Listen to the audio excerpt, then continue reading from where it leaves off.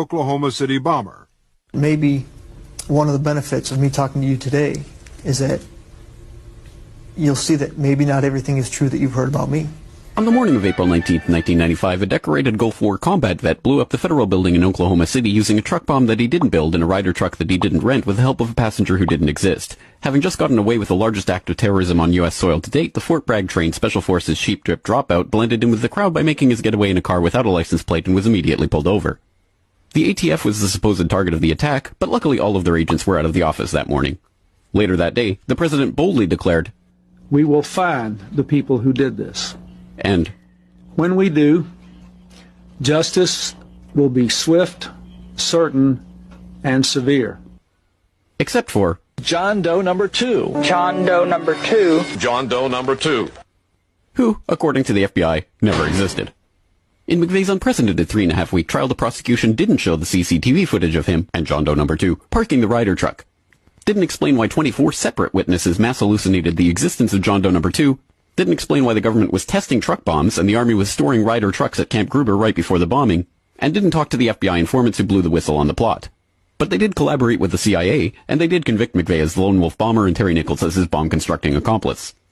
Still, a bunch of crazy conspiracy theorists, including 300 bombing victims, insist on talking about facts and evidence and refuse to simply believe what they've been told a million times by people in tailored suits with well-coiffed hair. They quote the U.S. Army Brigadier General and the FBI crime lab whistleblower and the inventor of the neutron bomb who point out the physical impossibility that the Ryder truck bomb did the damage to the building, but that doesn't matter because if there were other bombs in the building that day, we would have heard about them. The second explosive was found and defused. I think he said another bomb. The Justice Department is reporting that a second explosive device has been found. They then found a third device, which was also larger than the first. And I see another bomb truck going, so apparently they're going to try to get out that third bomb. The FBI claims to have lost the footage showing McVeigh and John Doe number 2 parking the truck in front of the Murrah building that morning, but that's understandable because the Bureau has a lot of important evidence to store. Terry Nichols insists the FBI was involved in the plot, but thankfully a judge has saved us the trouble of listening to him by preventing lawyers from deposing him. There was a bomb squad truck parked across the street 2 hours before the blast, but that just shows the authorities were prepared for anything.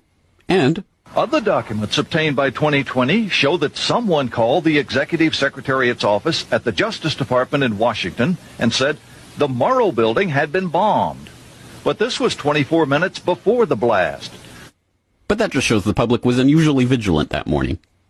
Also, apparently, before the bombing, Governor Frank Keating's brother, Mark, had been working on a novel about a terrorist bombing in Oklahoma City. Stranger still, one of the characters in the novel was named Thomas McVeigh. But that's probably just a coincidence.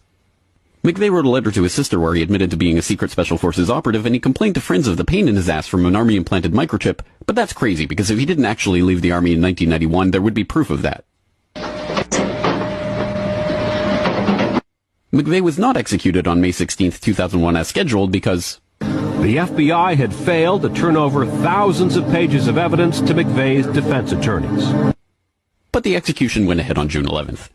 In a highly unusual and secret agreement, no autopsy was performed. One witness said he was still breathing, and the prison officials admitted his hearse was a decoy. Then, the case was officially closed. And if you question any part of this story, you are a paranoid, wingnut, birther, truther, tenther, prepper, conspiracy loon who'd bring up any of these points ever again. Ever. This message has been brought to you by the friends of the FBI, ATF, DOJ, CIA, SPLC, MSM, and the U.S. Army. And remember, ignorance is strength. Time to see which of our stories are based. Was this story based? Yes. Was this story based? Yes, it was. If you thought this story was